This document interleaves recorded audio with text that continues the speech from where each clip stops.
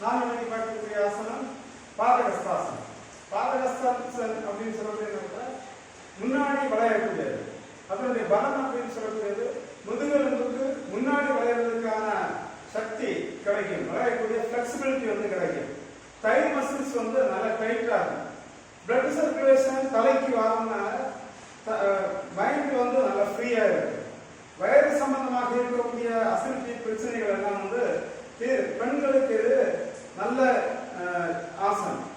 பெண்கள் பண்ணக்கூடிய நேரத்தில் மாதவிடாய் சம்பந்தமான பிரச்சனைகள் வந்து பெண்களுக்கு வந்து வராது. இதனுடைய லிமிடேஷன் அப்படின்னு சொல்லக்கூடிய நேரத்தில் ஸ்பைனல் கார்டு சம்பந்தமாக ப்ராப்ளம் இருக்கக்கூடியவங்க, ஸ்பைனல் கார்டில் பிரச்சனை இருந்தால் அவங்க வந்து செய்யக்கூடாது. அதே மாதிரி முன்னாடி வந்து விளையக்கூடாது. அதே மாதிரி ஹை பிபி பிரஷர் வந்து அதிகமாக இருக்குது, லங்ஸ்ல ஹார்ட் சம்பந்தமான பிரச்சனை இருக்கு, இவங்க வந்து இந்த ஆசனத்தை வந்து தவிர்க்கிறது நல்லது. வயதுக்கு முன்னாடி ஏதாவது ஆபரேஷன் பண்ணியிருந்தா அவங்க 6 மந்த்துக்கு இந்த ஆசனம் வந்து செய்யக்கூடாது. செய்யக்கூடிய முறையை பார்ப்போம்.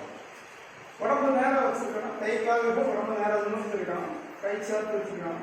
1 சுவாசம் உள்ளாக இருக்கணும், கை நேரம் மேல தூக்கிட்டு வரணும், நல்ல மேலே இழுத்துருக்கணும், நல்ல மேலே 2 சுவாசம் வெளியே விடணும், அப்படியே முன்னாடி பெருக்கணும்.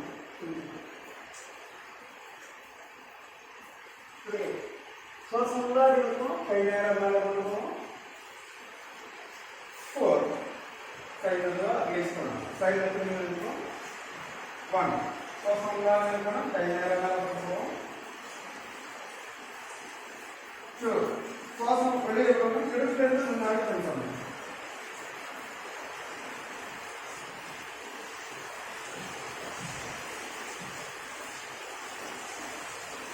3 சுவாசம் உள்ளாடி இருக்கும். 4 இந்த வீடியோ பார்க்கக்கூடியவங்க இந்த வீடியோ பார்த்ததுக்கு அப்புறம் எல்லா மக்களும் பயன்படுத்தக்கூடிய அளவுல கொஞ்சம் ஷேர் பண்ணுங்க, சப்ஸ்கிரைப் பண்ணுங்க. சரிங்க, தினசரி வரக்கூடிய